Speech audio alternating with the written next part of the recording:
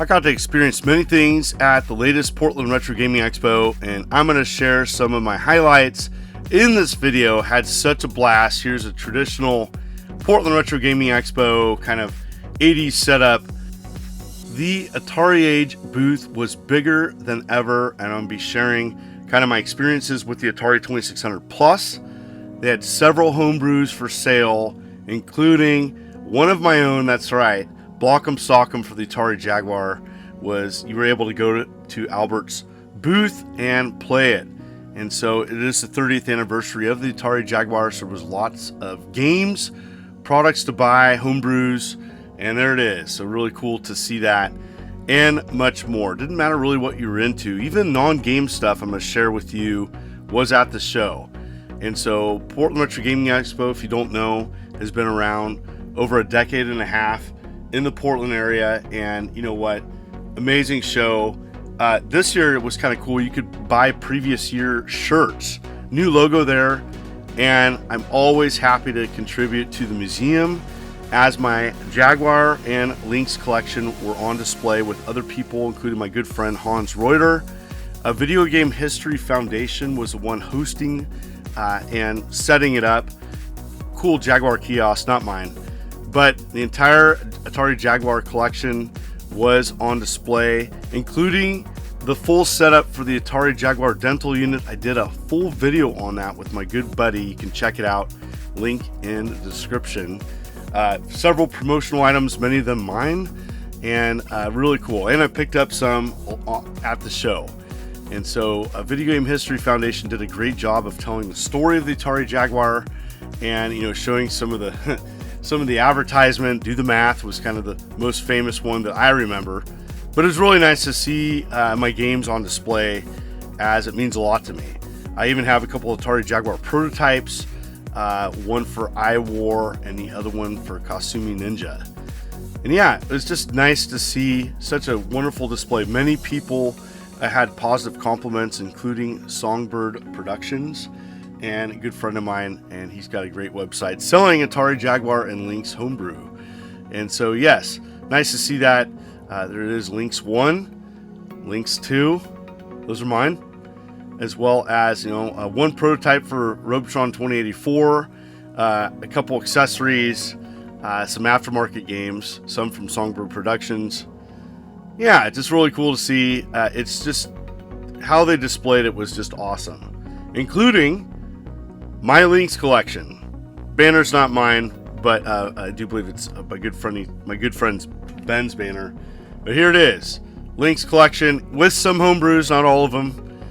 But it was just cool to see. Big box included, my 3 big box games, and just wanted to share this, as it's a lot of fun to come to these shows. That's the benefit, is there's so much more than just buying games, and I kind of want to focus that in this collection.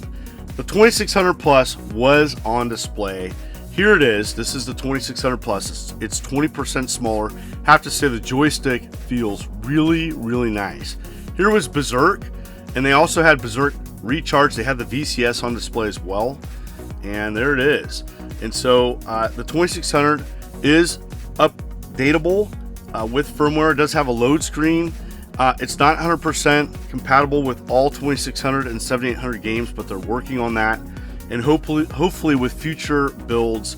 But all my homebrews work. This is the big announcement in this video, is all 4 of my 2600 homebrews are compatible. I think that's nice. It's better than the Retron 77, by the way. So people that say this is just the Retron 77, this is actually better. It's not perfect and it has some issues, but you know what? I know they're going to work things out. Look forward to doing a full review. So Game Panic 3, which just got published on the Atari VCS for $2.99, works physical cartridge on the 2600 Plus. I think that's really, really important that you know this. And they were accepting homebrew games or Atari games coming up, testing them, seeing if they work or not. Now the paddles work really well. I wonder if they're a little bit lighter than the originals. They felt a little light. Also, a fan of the channel was testing many 7800 homebrews, and many did not work still. So this is kind of the cool thing about Fridays, is stuff like this happens. And I'm here witnessing a world record for the largest video game controller. And they're playing this. Guinness is here, documenting it. I'm an expert witness of this. I've never seen a controller so huge, not even close. So much fun. Here with Adam Corlick. You couldn't. It's literally the biggest one. How could you have seen it bigger? That's true. Not even close. That's the whole point. Yeah. It's the biggest one. Yeah. Here with Albert of Atari Age, now the Atari historian.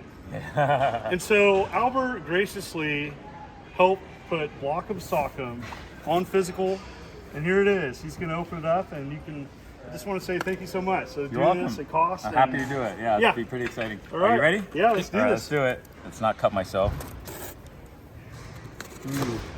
Because you sell them, and you never get the video of all of them all together. There we go. And kind of you get paper. Look at that. Look at their package. Go ahead.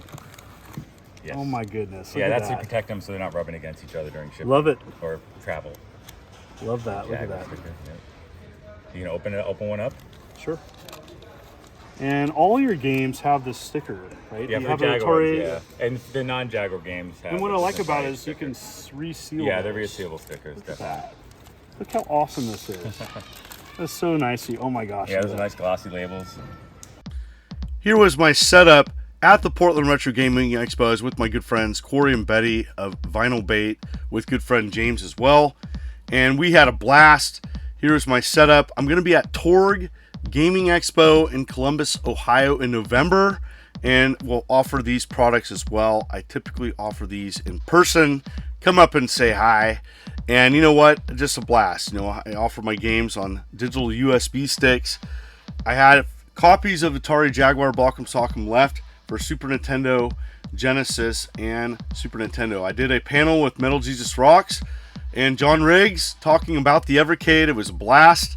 That was fun, as well as two other panels, including my own with Adam Corlick, good friend of mine. That was fun. Met the musician of Block'em Sock'em, Sergio, and the Holograms, and he signed my copy. And there was just so much more at the show. I could show you tons and tons of what the vendors were selling. My good buddy Corey, what he was doing is he was working with a owner of a video rental store in the 80s and 90s that closed, I do believe, in like 96, and they were clearancing out a huge stockpile of VHS and standees and promotional stuff. It was so awesome to see what they were offering, and wanted to just put that in the video, as many of these items haven't seen the light of day in over 20 years. This was one of my favorites. They had a promotional Star Wars and Empire Strikes Back big box. I do believe this is from the 1982 release on VHS, and this stuff is so weird. And this Crocodile Dundee inflatable crocodile, it was in pristine shape too, really nice shape. I also got to meet the development team for Zero Tolerance, a favorite of mine for Sega Genesis. I picked up these promotional Atari Jaguar fanny pack and hat, including a catalog shirt. All three items were sold for Atari Jaguar back in the day, in the 90s. Really nice to see that. I scored Congo Bongo for Intellivision. Thank you, Ianoid, good friend of mine, helped me find it. I met friends on the sales floor, as it was just awesome. And as always, I attended the auction, and the auction had some crazy rare items, including an N64 kiosk, Atari Jaguar kiosk, several signs, promotional items, prototypes. And this is what Portland Retro Gaming Expo is known to have. They have these traditional things that they do every year, and it kind of separates it from other shows, as especially the size. The sales floor, the vendor hall, was huge this year. It was like twice the size that I remember seeing it.